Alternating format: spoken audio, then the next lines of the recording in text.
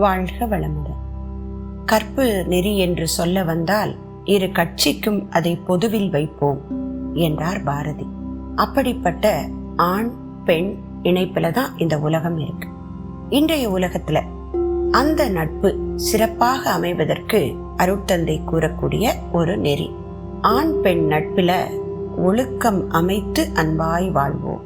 மீண்டும் இங்கே ஒழுக்கம் என்கின்ற வார்த்தை அந்த நட்பினால் யாருக்கும் துன்பம் வராமல் இருக்குமேயானால் அது சிறந்த நட்பு என்கிறார் மகரிஷி அவர்கள். தும்மல் நிற்க ஒரு வழி.